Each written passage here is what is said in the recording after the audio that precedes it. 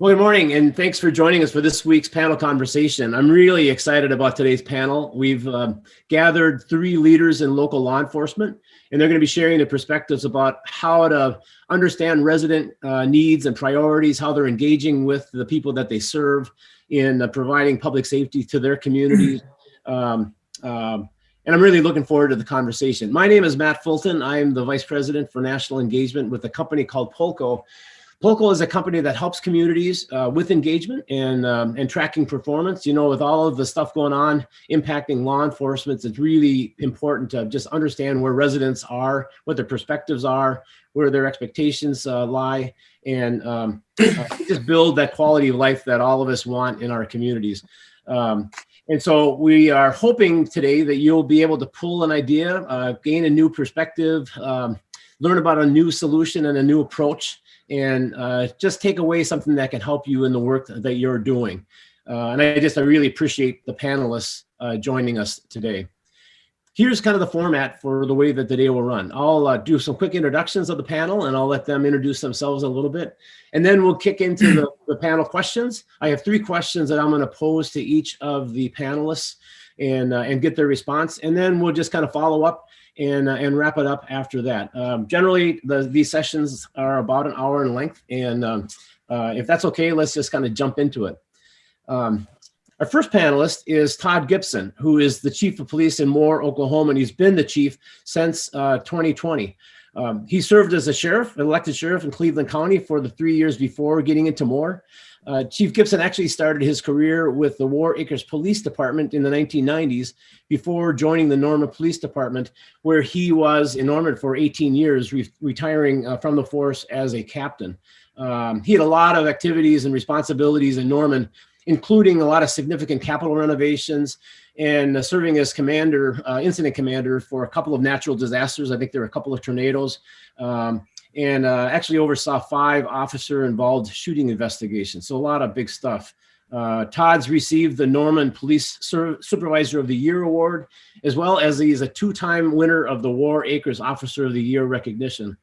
Todd served in the U.S. Air Force Reserve before getting his degrees in corrections and criminal justice. Todd, thank you so much for being part of the panel, and I would love it if you would just add a little bit more color to that background.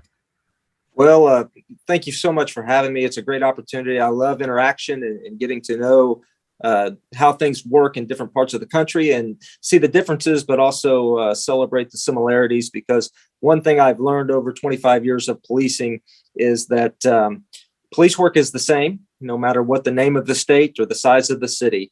And it's the best job in the world, but it also is the toughest job in the world. And lots of things can happen. And lots of things can go well, but it's when things go wrong that communities need strong leadership, and law enforcement plays a key role in that. That is so well said, and we'll be talking more about that exact stuff in just a little bit. Thanks for being here. Our second panelist is Round Rock School District Police Chief Jeffrey Yarbrough, who was hired in 2020 as the first police chief for the school district.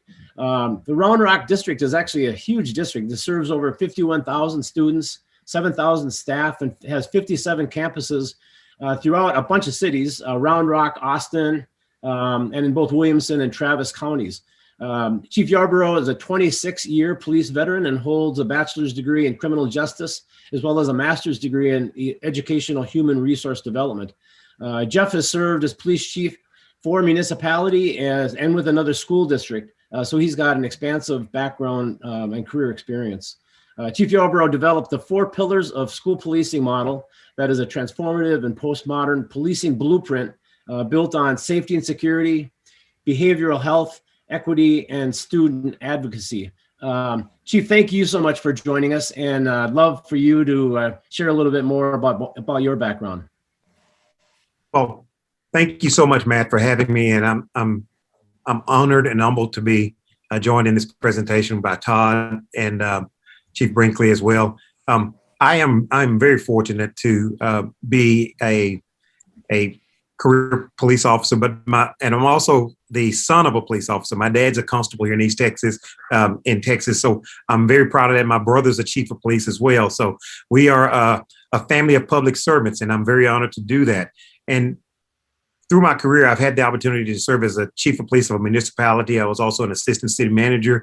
But I'll tell you, working in a school district, there's something special about that, because we get the opportunity to impact lives, and you get a chance to recognize what communities need and what they want, especially when they're giving you the trust to oversee and take care of their most valuable asset, which is the students. And we're very proud of what we're doing in school policing, which is another arm, a specialized area of law enforcement, because to our knowledge, we're the only school district in the country that has, I have 10 social workers that actually work inside my police department to provide services for our students and those that are facing critical incidents when they have crisis. So I'm very honored to be a part of this and to share and collaborate with my fellow law enforcement police chiefs around the country.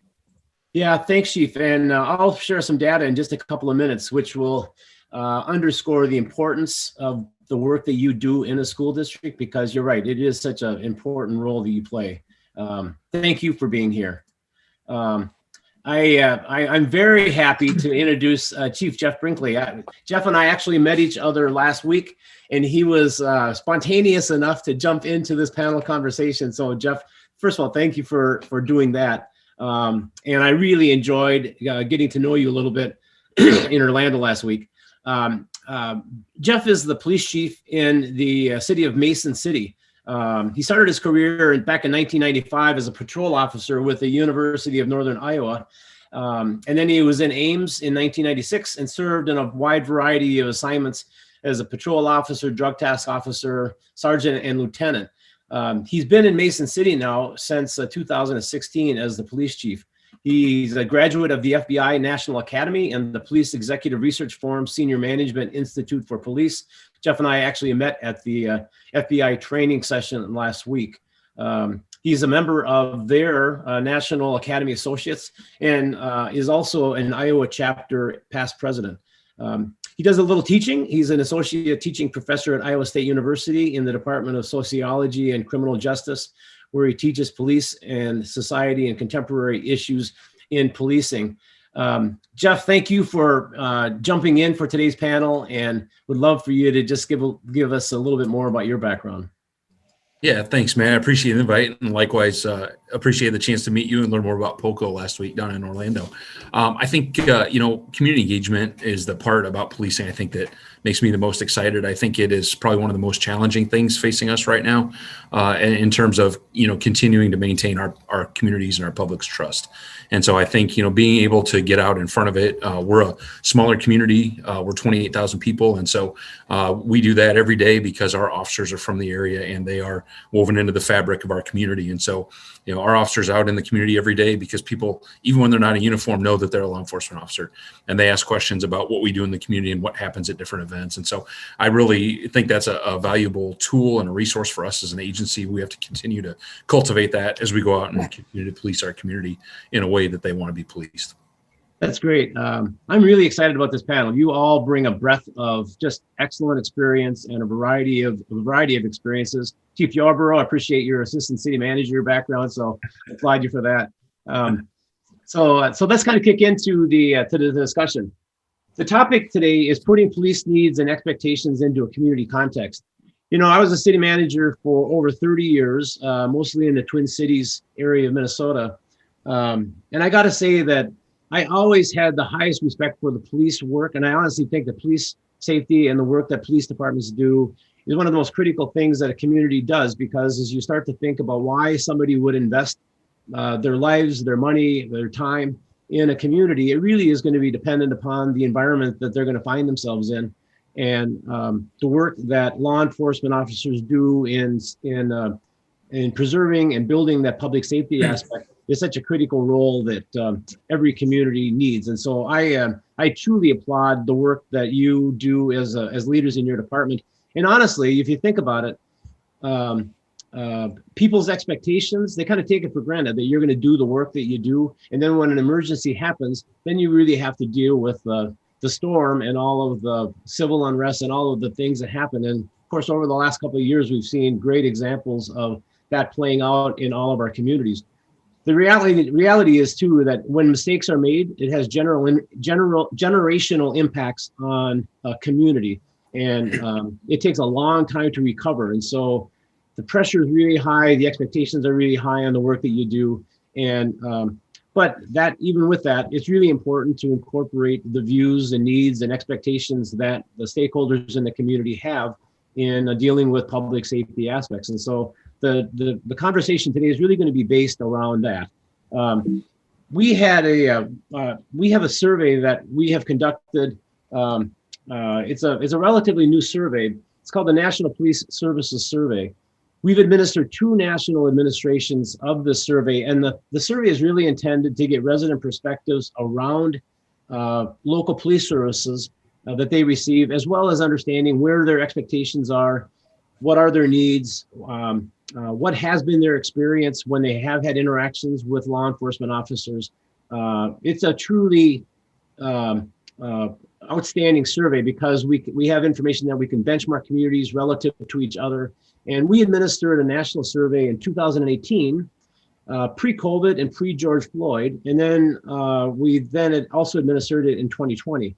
And so the graph that you see in front of you right now talks about the shifts in resident priorities between the 2 years. And Chief Yarbrough, I bring this up because school safety and security was and continues to be the highest priority that was identified by residents across the country. You can kind of get a sense for where priority levels are, but I do want to specifically point out 2 areas where it actually increased.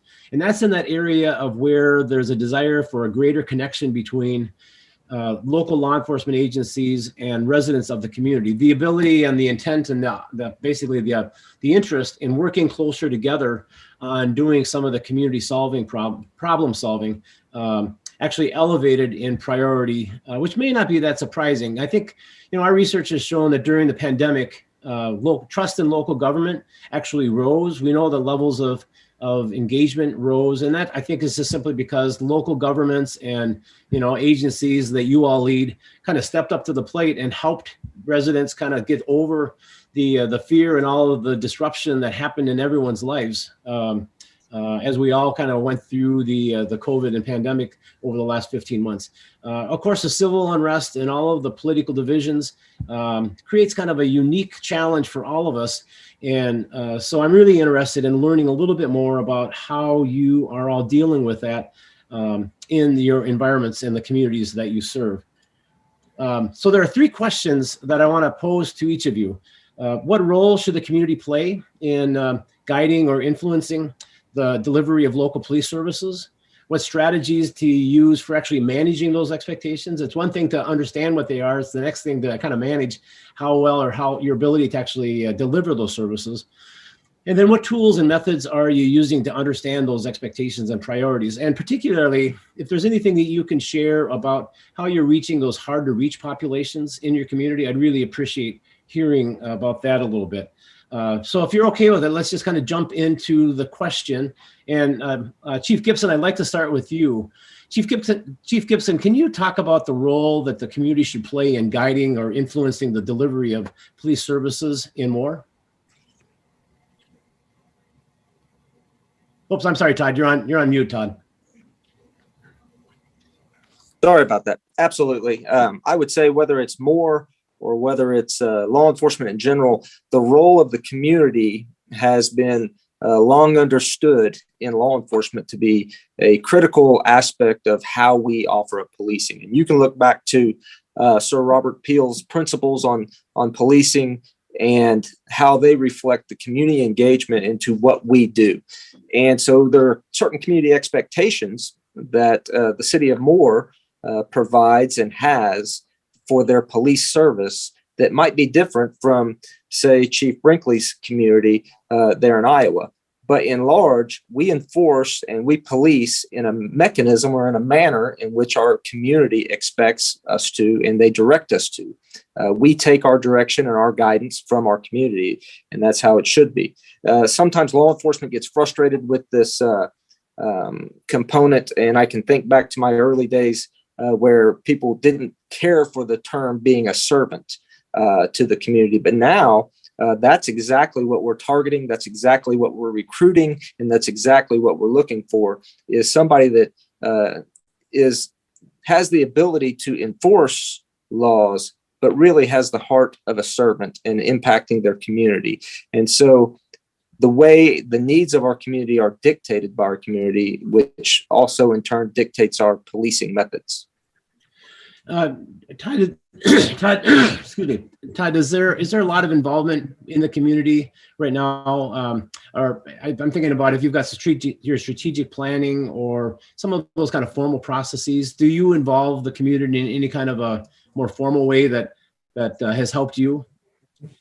So we take active efforts to engage in a variety of strategic planning methods, whether it's engaging in study sessions with city council to get their feedback and expectations on what they expect from the police department through small surveys. So we survey city council that acts as representatives for the people, but then we also engage through the Chamber of Commerce, the business community, and then civilian groups that we network with and survey to get feedback on what is your expectation for police. And that carries out everything from the philosophy by which we go out and police, to our staffing numbers, to where we provide services at and what level we provide them, all based on that feedback through the research that we gather through interaction and communication with people we serve. Got it. Yeah, thank you. That's awesome. Chief Yarbrough, can you talk about the role that the community plays in guiding and influencing the delivery of services in the school district?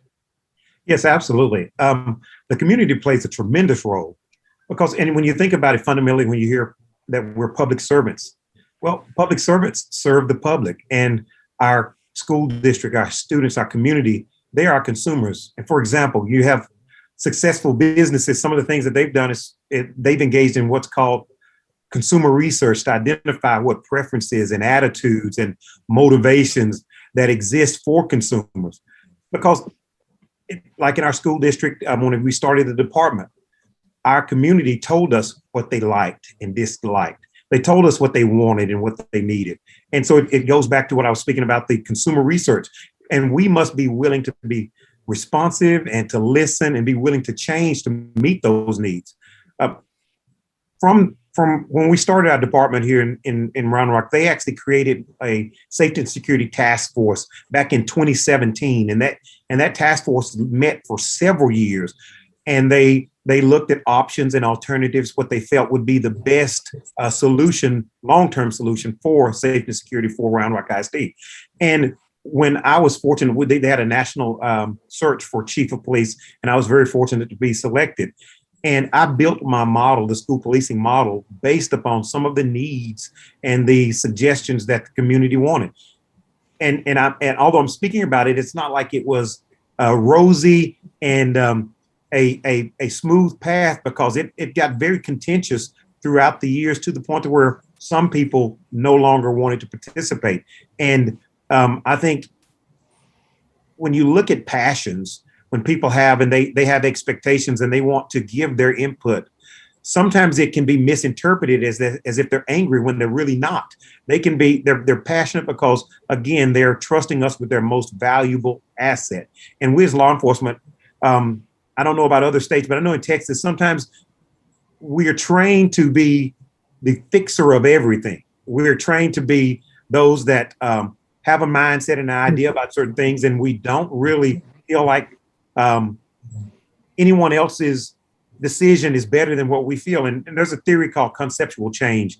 And it talks about how change occurs when a person moves from a misconception to a factually accepted conception. So getting us to understand that we may have an idea about certain communities, we may have an idea about certain groups or certain behaviors and think that that person or those communities are that way because of the way they're acting, when in reality, it may be some underlying issues that cause them to respond a certain way. And we have to be willing to change and to listen to allow the community to influence us in those ways. And lastly, I'll say that I had a police officer and we had a discussion once where we were talking about tactics.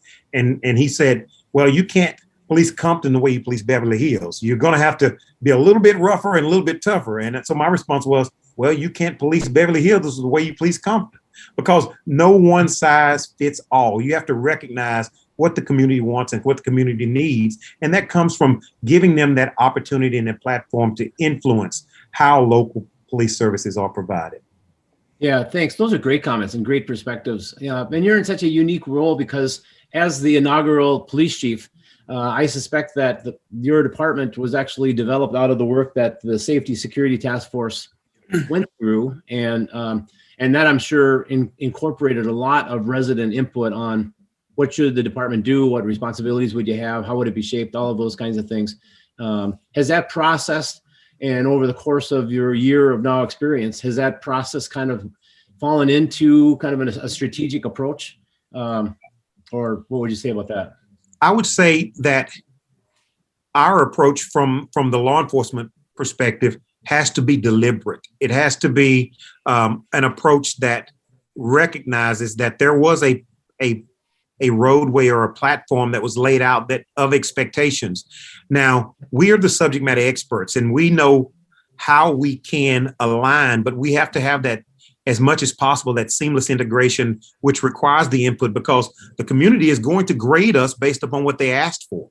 And if we're not providing the services, or we're not providing and meeting those expectations that they've set out, they're going to hold us accountable. So, and one of the things that that I've learned that has become a challenge has been when your facts and your actions and the outcomes and the product that we've created is better than expectation, there's still going to be this underlying school of misinformation, and because some people may not have gotten what they wanted. And so the question has been, how do you address that? Well, you address it by continuing to focus on what the end game in mind is, which is providing the highest quality service and making sure that we create the safest learning environment for the students and staff that we're so fortunate to be responsible for. Yeah, that's such a well stated. Keep your eye on the end game, right? Yeah. Thanks so much for that. Chief Brinkley, can you talk about what role the community should play in guiding or influencing the delivery of police services in Mason City? Yeah, our mission statement at Mason City PD ends with professional service through partnerships with the community, and I think that's the place where we jump off. I think that's where we spend most of our time. I think I certainly, being somebody who's new to the department in terms of being new here in the last 5.5 years as the executive leader, have certainly reaped the rewards of those relationships that our officers have built in our community for decades.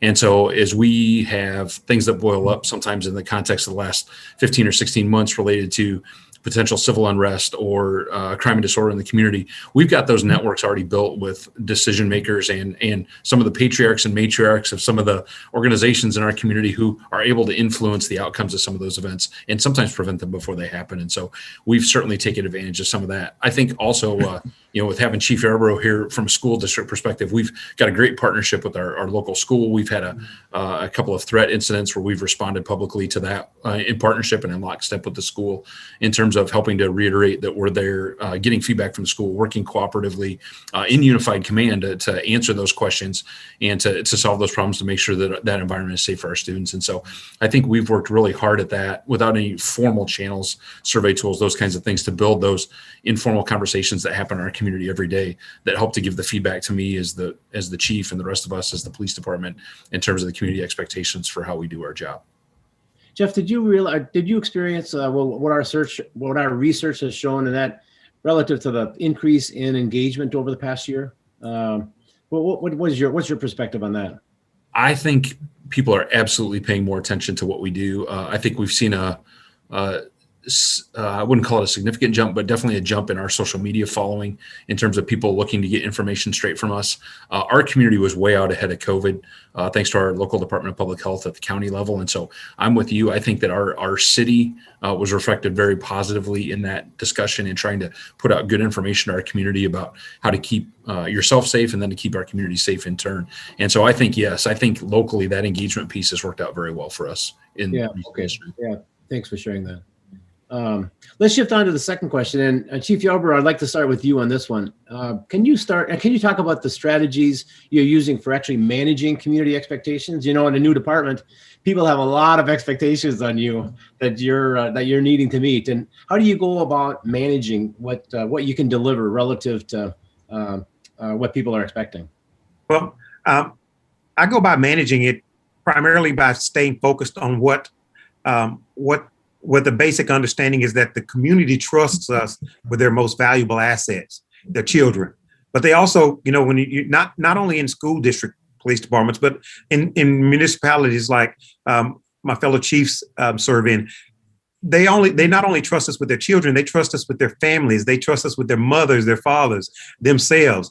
And they have an expectation that we're going to keep them safe, we're going to respect them, we're going to hear their concerns, and we're going to make them feel valued, since we protect what we value. And so what my department does is we hold weekly meetings, and we discuss current events, for example. Like some of the situations with George Floyd. I knew George Floyd from a case that I worked. So we have an opportunity to speak about these things. Historically here, at least in Texas, and in my experience, if there were situations that occurred, we really didn't have department meetings about those things unless it was something that occurred out of our department. But in our squad cars, we would have conversations with our partners about, hey man, did you hear about that situation that occurred in Dallas, or that situation but you never had a chance to unpack that with the collective body. And so what we do is we meet weekly and we discuss current events. We talk about community concerns and the expectations that our officers have, and the expectations for our officers, so that our officers have an opportunity to hear, rehear, reflect, and respond in a manner that meets the expectations of our community. Some of those strategies that we use are based upon the 4 pillars that I created of school policing when it comes specifically to our school district. I created the 4 pillars, and they're built on safety and security, because we know that fundamentally that is what we're here for, is protecting the internal and external hardening of the buildings, but also making sure that our officers are trained to respond to threat mitigation, to critical incidents, and that they're highly trained in threat mitigation. But also we want to make sure that we're keeping our students safe from self-harm. And that's why we went to the behavioral health model. And I have a behavioral health services director, and I have 10 social workers that provide the wraparound services to the families and the ongoing support to the students to help them overcome those situations. And we focus also on equity. And one of the things that we're doing, and I tell people all the time, we're taking that word back because it's been taken and misused in many ways to focus on specific races. And we're like, no, we serve a diverse population. So every student to us is valuable. And our goal is to meet the needs of every student. So one of the strategies that we point to is when it comes to equity, one of the officers that we hired, we asked him, what's the difference between equality and equity? He said, equality is giving every student a pair of shoes. Equity is giving every student a pair of shoes that fits. So you have to recognize the needs of those students. And so every student, regardless of color, they have experiences and cultural capital from their lives and their experiences that is valuable, and we have to meet them at their need. Another is the student advocacy. We're not in the business in school policing of arresting our students for every little offense that they commit. We don't want to take them down for a possession of marijuana that will haunt them when they're 25, 30 years old, because now they've got to arrest and maybe no conviction. We're looking for alternative solutions. We look at that as a student that may be in crisis so that we can get them the ongoing support, whether it's substance abuse treatment, or there may be an underlying issue that's causing them to self-medicate. So we use all of these strategies to try to meet the needs of our students, because again, we're looking at what parents would do for their students. They want their children. They want to find the best solution to help their kids overcome the barriers that exist when they're already facing adolescence and not criminalizing the immature, reckless juvenile behavior. So those are strategies that we use to meet the expectations that were laid out by our community. Yeah, thank you. I really appreciate the pillars that you've set up for the school environment. I'm kind of curious, can you just quickly share, because you're in a school environment and managing expectations also then impacts or is influenced by city activities, the relationship that you have with the city and how you go about managing expectations between jurisdictions? We have an amazing partnership. Again, our jurisdiction our district is 110 square miles, and we have school districts in the city, school campuses in Austin, in Round Rock, in Williamson, and Travis County. And the partnership is great. In fact, I had lunch with the chief of Round Rock and the sheriff of Travis County yesterday. And so we talk about the issues that impact and overlap with our departments. And we have MOUs with our agencies with overlapping jurisdiction. In fact, today I have officers that are training students in the Junior Police Academy with Round Rock Police Department. So our goal is for them to understand that we all are invested in the students and the staff and the community members that are inside our jurisdiction, because if something happens to one, it affects us all. So we have these weekly meetings or monthly meetings with the executive leaders of all of those law enforcement bodies, so that we can discuss solutions and opportunities, how we can continue to work together to close any gaps that exist that may negatively impact our communities. Yeah, that's great. It's so nice to hear that you've got that great relationship and that well-coordinated effort with the city. Thanks so much for that response. Chief Brinkley, can you talk about the strategies that you're using for managing community expectations in Mason City?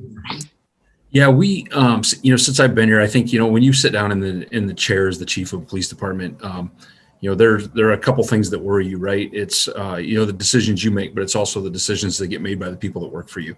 And I don't know of another field anywhere other than policing where we oftentimes take our least experienced people and put them in our most dynamic situations. Our junior shifts are typically night shift and afternoons, and that tends to be where some of our higher risk, low frequency types of events occur. And so, our officers get it right most of the time. And so I think that's really important. And I think, so that being said, that my challenge to our officers when I came in was, you are responsible for that every day. Every contact, the next contact that we have with the public sets the expectations for our department and that community police relationship. And so that's always the idea that we're pushing forward here in terms of when I have a chance to get in front of our staff at training sessions, monthly training, and those kinds of things. And so we always push from that perspective. And I think right now, certainly law enforcement could not be more aware of being the next situation that is a front page story that affects every cop everywhere, no matter where your jurisdiction may be. And I think we're living in that time right now in policing. And so I think for our staff, I think we understand that's an everyday relationship. We work every day to do that. And then what I try to do on the backside of that is I get to hear about all those great things that our officers do in the community. So as I send out updates to our staff every couple of weeks in an update, I always close with the things that I've been told and the emails and phone calls and things that I get, calling out specifically, if I can, who the officers are that are living that. And so I think getting that feedback, because the officers don't always believe it from the community. They don't always believe it from me. But I think when they get the handwritten, the personal call that somebody makes to me to say, hey, your officers did a really nice job of handling this for me, then that means something more to them.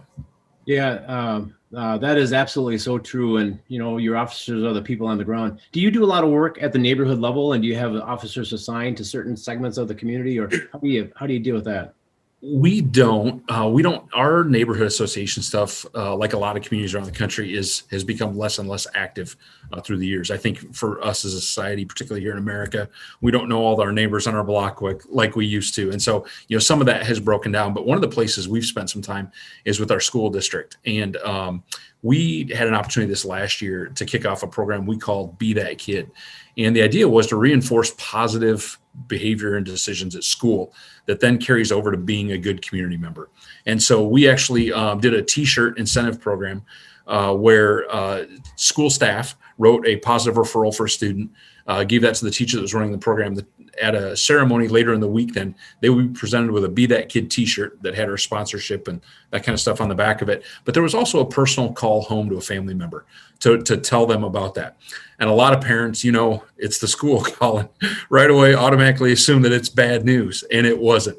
And for a lot of these kids, it was the first time the school had ever called.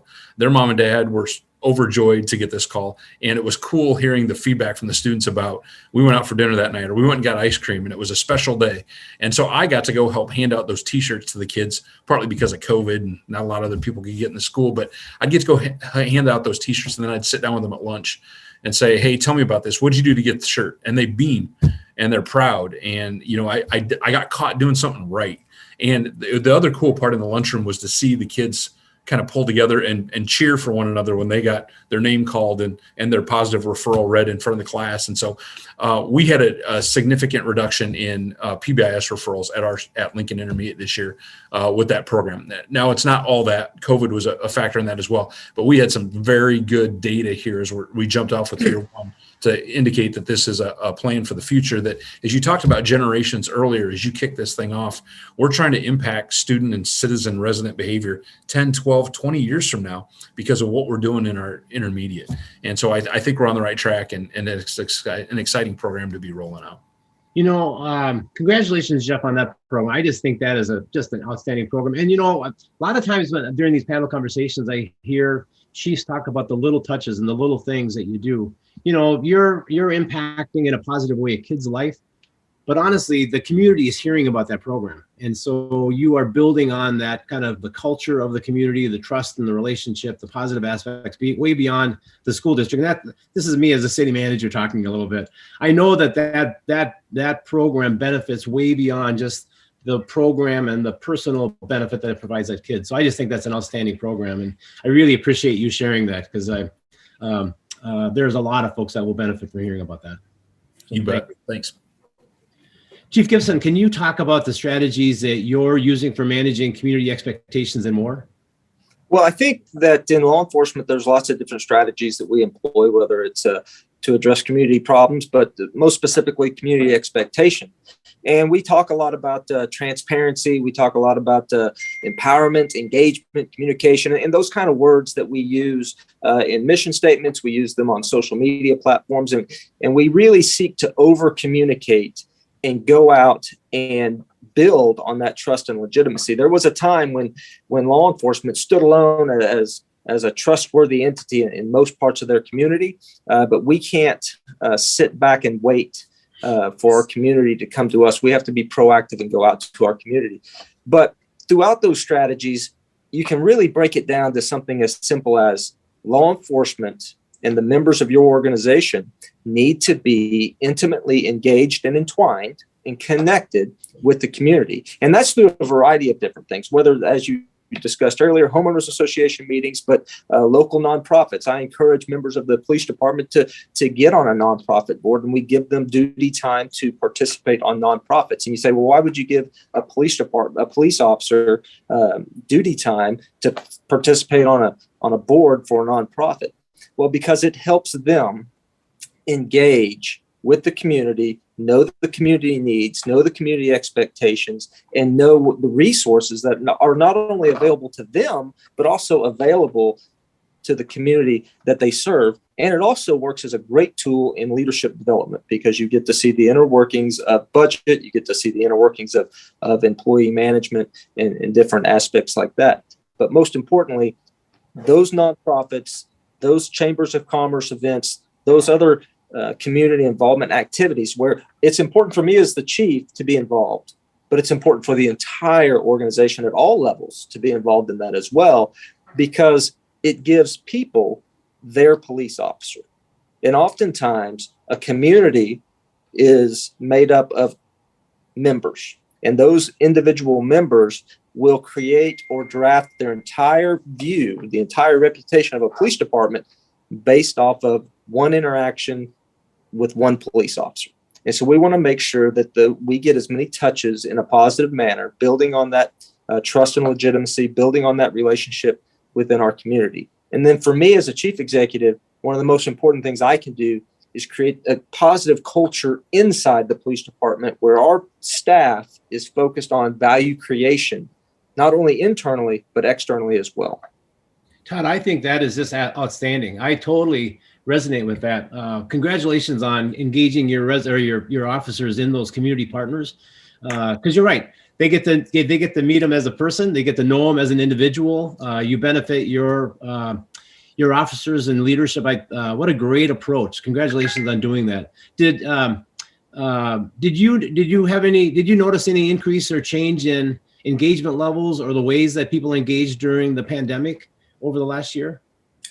So the pandemic brought many challenges, but yes, so many of these nonprofit boards, many of these, everybody is used to these Zoom meetings now where they were kind of foreign before. Now every computer is a standard with a camera, so we can continue with meetings. And I'll tell you what happened was there was a diminished connection, in my opinion. Now, did we communicate? Yes, we communicated it effectively through technology, but there is something about interpersonal communication one-on-one in the same room. And I'm not smart enough to put a finger on it, but I think that when you get out of those boardrooms, when you get out of those schools, when you get out of those community events like Coffee with a Cop or some other engagement where you actually have physical contact or physical one-on-one interface, I think you lose something.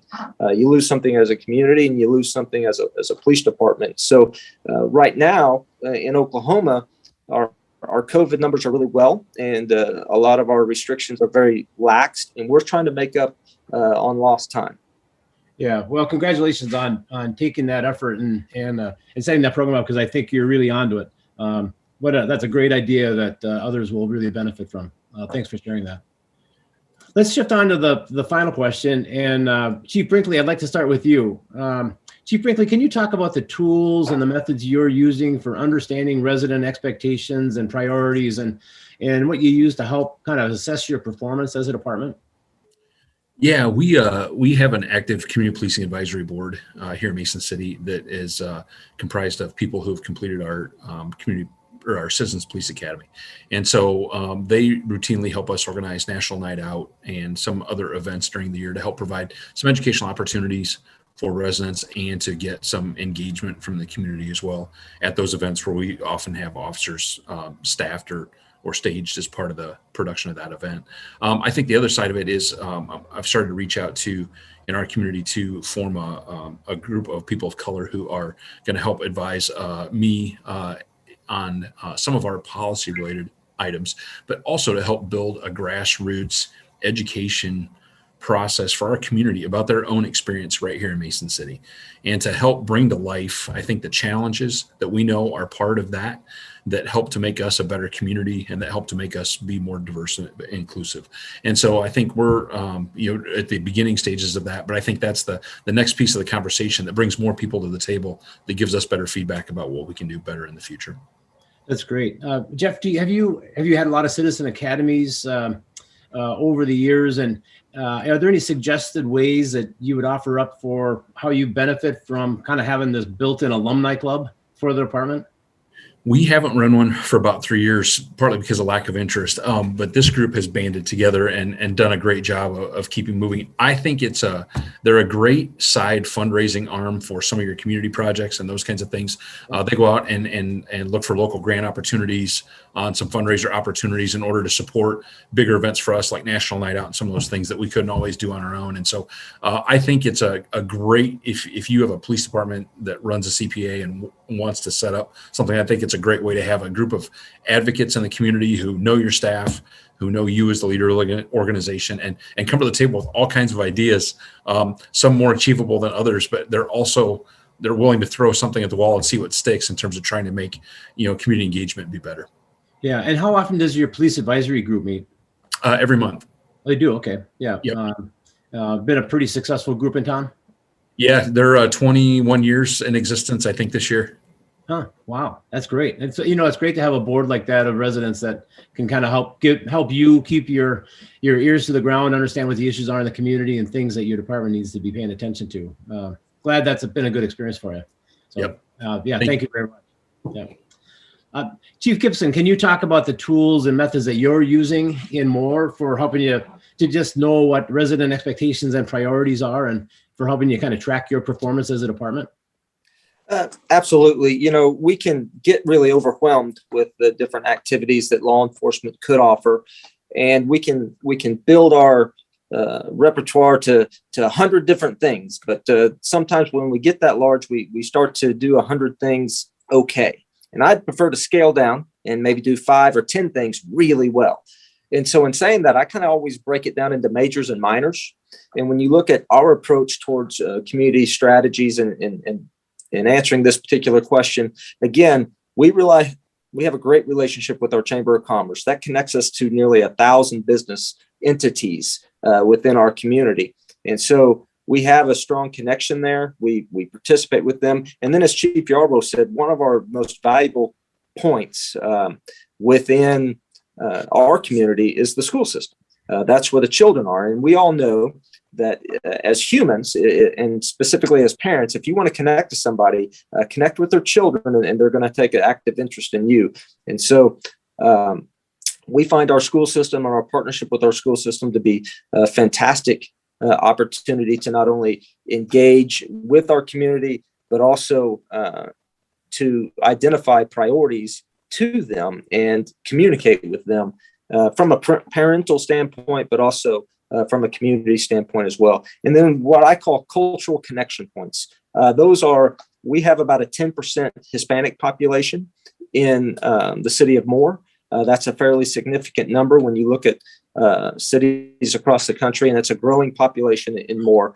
And I can tell you, just from what I know from being connected in the city, is that we have several large grocery stores that are specifically Hispanic owned and operated, and they cater to that 10% and more of our community. And so you'll see a constant presence of Moore Police Department being engaged in that grocery store community. And it sounds kind of silly, but it's been one of our best connecting points with that Hispanic community, which can sometimes tend to shy away from law enforcement activity. And so we have law enforcement members of the Moore Police Department that are Hispanic community liaisons that routinely set up community events and connect with and answer questions through the members and the management at the grocery store. Then we go back into what I call minors. We have these minor events like Burger and Badges, where we work with a business owner and host a cookout where we'll cook out nearly 2,000 burgers and hot dogs, and the community can just come out. It's a real lighthearted event. You have uniforms out there. I'm a big fan or a big proponent of uniforms. That's why I love seeing Chief Yarbrough, Chief Brinkley in uniform, because this is a symbol that at whatever rank you are in the organization, it is a symbol to your community of safety. And people build trust, not in Todd Gibson, but people build trust in the image of this uniform and what it represents and the mechanisms and the characteristics that it carries out in the community. So if there becomes a distrust in the brand, a distrust in the Moore Police Department, part of that goes back to that uniform that is significant across the board in every contact that we make. And then we, of course, more minors would be like Chief Brinkley said, the National Night Out. We have a strong senior center here in the city of Moore that we're heavily engaged in. And that goes hand in hand with the school district, because that now we're touching children, and now we're also touching parents of the primary worker group of our community. That is super. If you were going to give one suggestion, I really like your cultural connections comments and the way that you've embedded officers into Hispanically owned stores. If you were to offer up what has worked most successfully for you in reaching your diverse population, what would you offer up? Other than that, I mean, that's a great suggestion, but I wonder if there's anything else you'd offer up.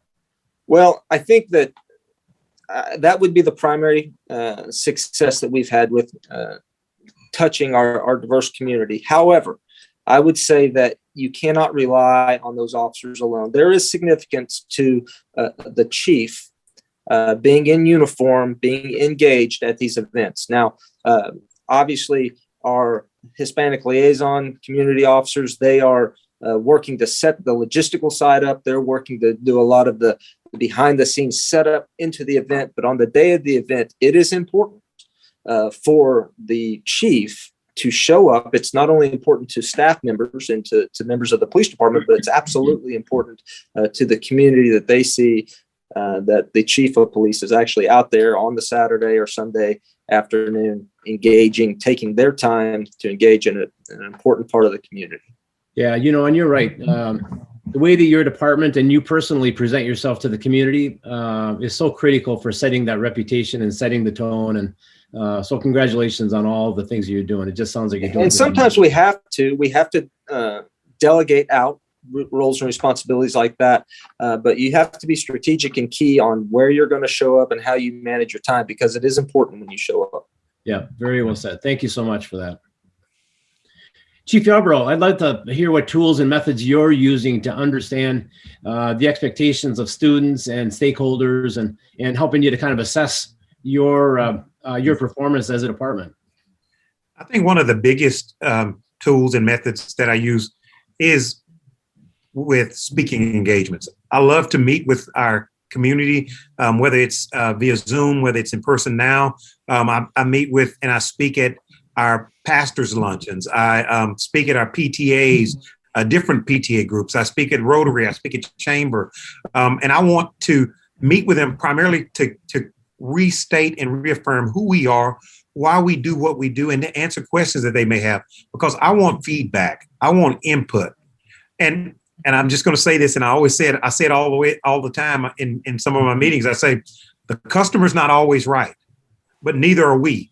And so I think that dialogue helps to find those paths where we deviate so that we can collectively find common ground and effective solutions. Because I consider all feedback valuable, whether it's positive and negative. And I'll tell you why I feel like negative feedback's valuable, because not every shout of disapproval comes from a place of anger. It can also come from a place of hurt. And so I want to understand what makes people feel the way they do and find out how to work with them to determine what the best solutions are, because solutions are found in consistent and open dialogue. And that's what I feel is very important. For example, you go to a doctor's office and you got a pain in your arm. He's going to check your arm and say, does this hurt? No. Does this hurt? Yes. Ouch. So he's able to pinpoint what the issues are. And I feel like as law enforcement officers, we have that responsibility. If we care enough about those we serve, work with them to try to find out what the issues are and what the best solution is to address those problems. So for me, I'm a very strong advocate of speaking engagements, not only me, but my officers. I want the officers out speaking to community members, speaking to student groups. Some of our officers speak to many different student groups. Our population is very diverse here in Round Rock ISD. We've got 9% of our population is African American, 30% is Hispanic, 38.7% is white. We've got 17.7%, which is Asian. So we bring in members from many of those groups, and we want to hear what we want to know about their holidays. We want to know about their culture. We want to know about their expectations for us as well. We work with our chief equity officer, making sure that we're creating platforms and trainings for sensitivity so that our officers are getting a chance to learn and to grow and to explore and immerse into the diverse group of students and staff in our community. That is outstanding. Is there any kind of formal mechanism that you use for getting student input?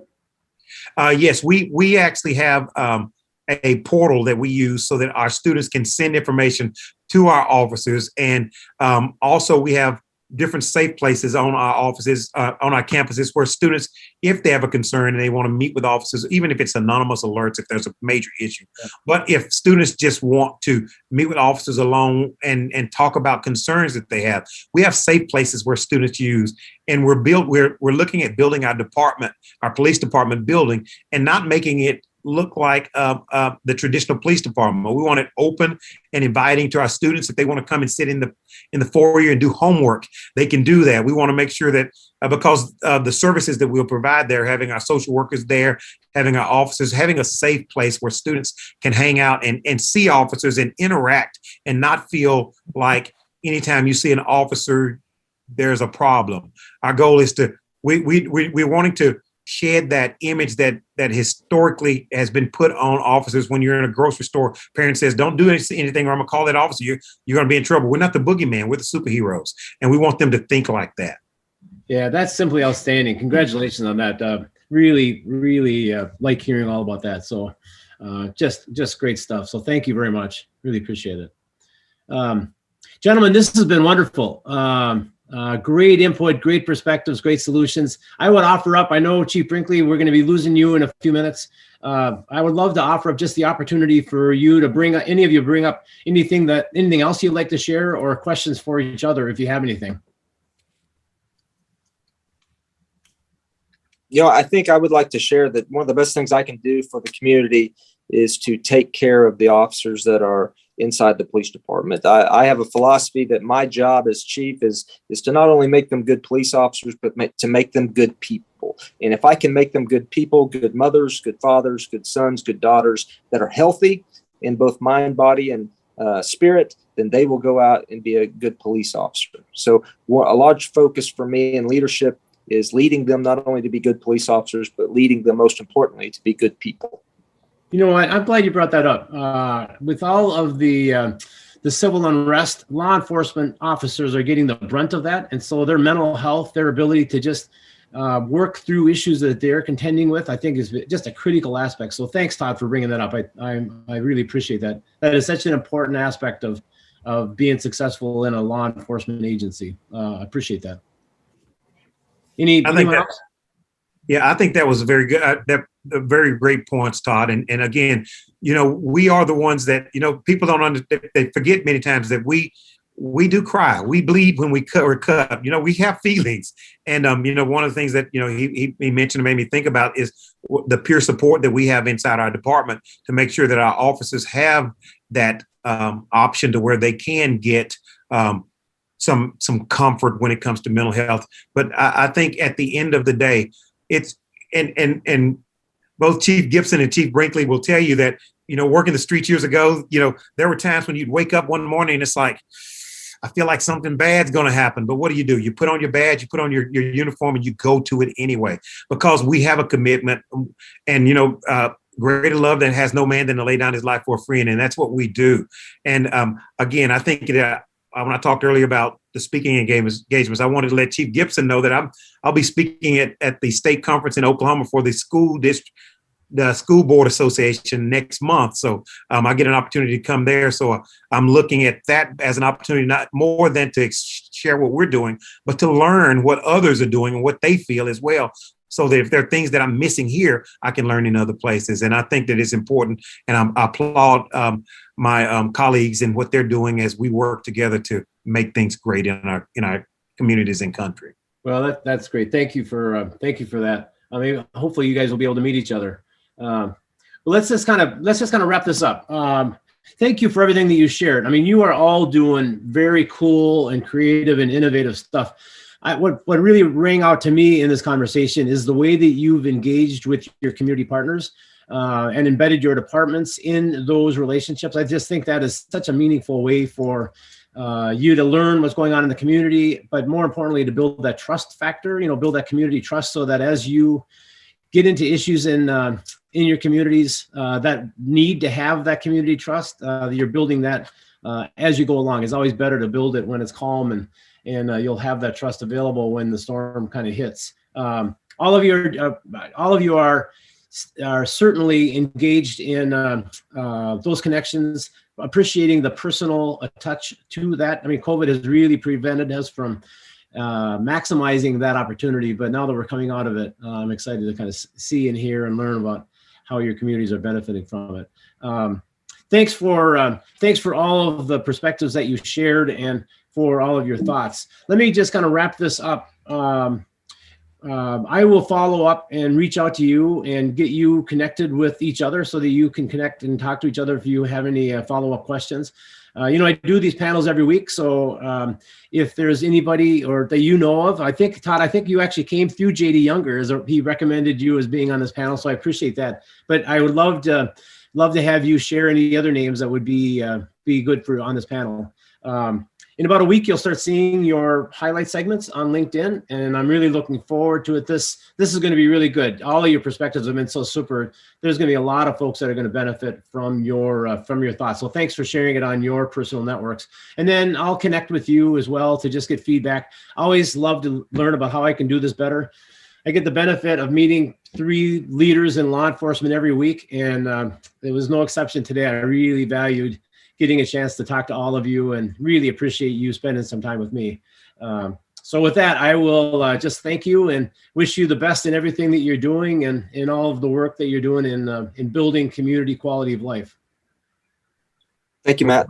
Thank you, Matt. Matt. Nice to meet you guys too. Gibson, Chief Brinkley, take care. Pleasure. Yes, sir. You guys have a good one. Thanks.